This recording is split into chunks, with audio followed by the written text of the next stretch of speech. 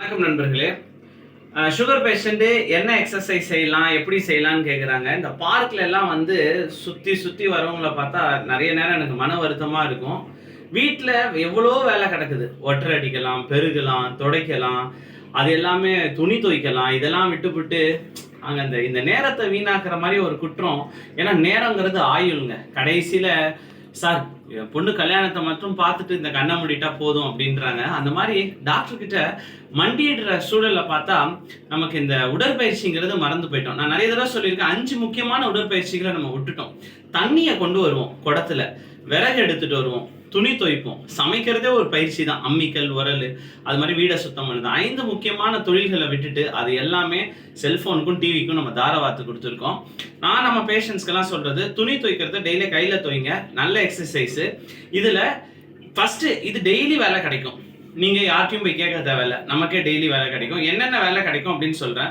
First அழுக்கான துணியை இந்த மாதிரி பக்கெட்ல பவுடர் போட்டு, நான் இங்க பெருமையா சொல்றேன், நாங்க வந்து பொன்வண்டு தான் யூஸ் பண்றோம். பொன்வண்டு போட்டு பாருங்க, போட்ட துணிகள் பழித்திடுமே பொன்வண்டு. அந்த மாதிரி ஒரு 1/2 மணி நேரம் ஊர்ன பிறகு அப்புறம் சும்மா ஒரு துணி காட்டுறேன் பாருங்க. இப்போ இது என்னுடைய சட்டை அப்படின்னு வச்சுக்கலாம். ஃபர்ஸ்ட் இப்படி சொன்னா தானே எல்லாருக்கும் பிடிக்குது. பைசப்ஸ்க்கு நல்ல வேலை பாருங்க.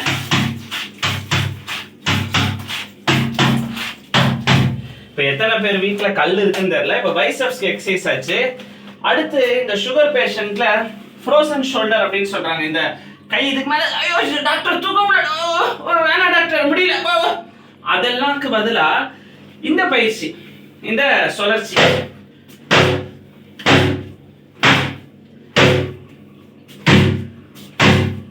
மூணாவது பயிற்சி என்னன்னா, அடுத்து என்ன பண்ணணும், இப்ப என்னால பண்ண முடியல, அலசுறோம். அலசுறது எப்படி அலசுறோம்? 1 2. இது என்னன்னு கேட்டா ஆப் ஒர்க் அவுட். அப்படி வச்சுட்டு இப்படி இப்படி பண்றோம். 1 2 அது மாதிரி தெரியல, ab workout. 1 2 3. So first biceps காச்சு, ரெண்டாவது ரொட்டேட்டர் கஃப் ஷோல்டர் காச்சு, மூணாவது துணியை நல்லா பிழிஞ்சு நம்ம என்ன பண்ணுவோம், இது மாதிரி ரெடி பண்ணி 1 by 1 வச்சுப்போம். அதுக்கப்புறம் ஒரு பயிற்சி இருக்கு, மாடி மேல போய் காய வைக்கணும். அது என்ன, குவாட்ரிசெப்ஸ், ஹாம்ஸ்ட்ரிங்ஸ், உடம்பு ஃபுல்லு, ஸ்பைன் எல்லாம் அப்படி நல்லா ஒர்க் அவுட்டா இருக்கும்.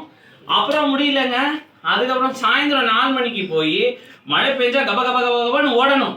தூரிச்சுன்னா என்ன பண்ணணும், இடியாப்பம் ரோட்ல வந்தாக்கா இடியாப்பம் புட்டு அப்படின்னா பாத்திரம் எடுத்து ஓடணும்ல, அது மாதிரி மழை பெஞ்சா நம்ம எப்படி ஓடணும், தபதிப்புன்னு ஓடி இருக்கிற கொடிகள்லாம் எடுத்துட்டு வந்தா அதுல ஒரு ரொமான்ஸ் ஃபீல் இருக்குது.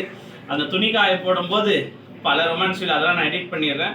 அதெல்லாம் காஞ்ச துணிகள்லாம் எடுத்துட்டு திரும்ப துணி காஞ்சிருச்சுன்னா இந்த மாதிரி நல்லா அழகா மடிச்சு அதை நீங்க செல்ஃபுக்குள்ள போட்டோன்னே அப்பாடா வேலை முடிஞ்சுதான் நினைச்சீங்கன்னா, தூங்கி எழுந்திரிச்சிங்கன்னா திரும்பி அழுக்க கூடையில துணி ஃபுல்லா இருக்கும். அதை நீங்க டெய்லி இந்த பயிற்சி பண்ணிக்கிட்டே வந்தீங்கன்னா உடம்பு நல்லா ஃபிட்டா இருக்கும். இந்த ஆஃபீஸ் எல்லாம் நல்லா டெவலப் ஆகும். மற்றும் ஒரு முக்கிய பயிற்சி சந்திப்போம். நன்றி, வணக்கம்.